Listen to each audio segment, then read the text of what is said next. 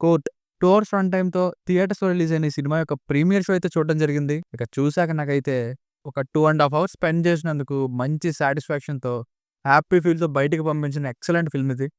Mass elements అవి expect చేస్తే వాళ్ళకేమైనా పర్లేదు అని అనిపించచ్చేమో. ఎందుకంటే ఫస్ట్ హాఫ్‌లో ఆ లవ్ ట్రాక్ అది ఎంతమందికి నచ్చుతుందో మరి చెప్పలేం. మనసున్న ప్రతి ఒక్కరికి నచ్చే సినిమా అయితే ఇది. మీనింగ్‌ఫుల్‌గా ఉంది. మంచి స్టోరీ టెల్లింగ్‌తో. చక్కగా స్టార్ట్ చేసి చక్కగా ఎండ్ చేశారనిపించింది. ఇందులో మెయిన్‌గా హ్యాండిల్ చేసింది love story with courtroom drama అని చెప్పొచ్చు. With a message. Courtroom డ్రామాకి కావాల్సిన బేస్‌ని మంచిగా సెటప్ చేసుకొని, ఎంగేజింగ్ నేరేషన్‌తో ముందుకు నడిపితే అదే కోర్ట్ మూవీ.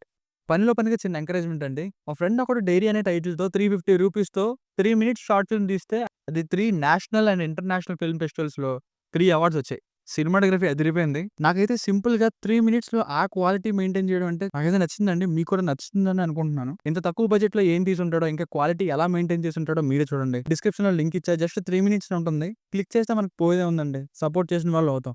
ఒకసారి మీరు కూడా ఓపెన్ చేస్తే కొంచెం పుష్ ఇచ్చిన వాళ్ళు అవుతాం. కమెంట్స్‌లో కూడా లింక్ పింగ్ చేశా. And thanks in advance. Coming back to the review. ఇక ఫ్యామిలీతో చూడొచ్చా అంటే కేస్ చుట్టూ ఉండే కొన్ని పదాలు ఇబ్బంది పెట్టొచ్చు. బట్ విజువల్లీ అడల్ట్ కంటెంట్ ఏం లేదు. సో చూడొచ్చు. బేసిక్ స్టోరీ లైన్ ఏంటంటే హీరోయిన్‌ని ప్రేమించినందుకు హీరో మీద తప్పుడు కేసు పెట్టేస్తారు శివాజీ గారు. ఆ తప్పుడు కేసు వల్ల ఏం జరిగింది? అది వాళ్ళ జీవితాల్ని ఎలా మార్చింది? దీని నుండి బయట పడ్డారా లేదా? లేదా శిక్షను అనుభవించాడా హీరో?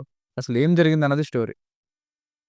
Plus points. అతిపెద్ద ప్లస్ పాయింట్స్ అయితే కంటెంట్, ఇంకా engaging narration, court room drama, strong and impactful performances.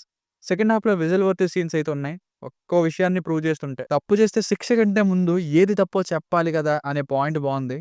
ఈ సినిమా మెయిన్‌గా దీన్ని బేస్ చేసుకొని ఉంటుంది. అలాగే పోక్సో చట్టాన్ని మిస్‌యూజ్ చేస్తున్న కేస్‌ని సినిమాలో డీల్ చేశారు.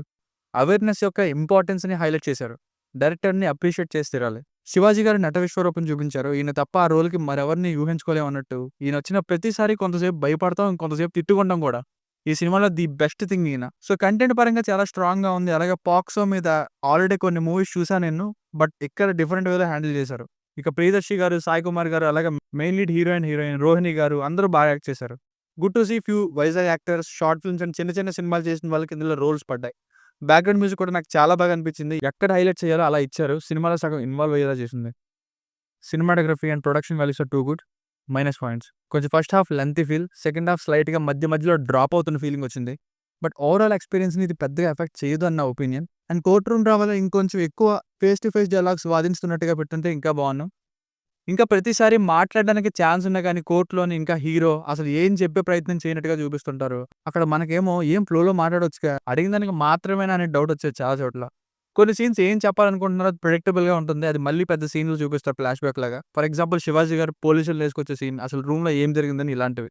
సో, ఫైనల్‌గా మూవీ వర్డిక్ట్ ఏంటంటే హ్యాపీగా మినిమమ్ సాటిస్ఫాక్షన్ గ్యారంటీ అనేలా సాటిస్ఫై చేసి థియేటర్ నుండి పంపే ఒక మంచి courtroom drama with a message. మీనింగ్‌ఫుల్‌గానే ఉంది. ఫైనల్లీ ఈ Court will be a hit. Rating వచ్చేసి ఇది నా ఒపీనియన్ 3.5/5. మీకు కనుక నా వర్క్ నచ్చినట్లయితే మరిన్ని రివ్యూస్ కోసం మన ఛానెల్‌ని సబ్స్క్రైబ్ చేసుకోండి. Thank you.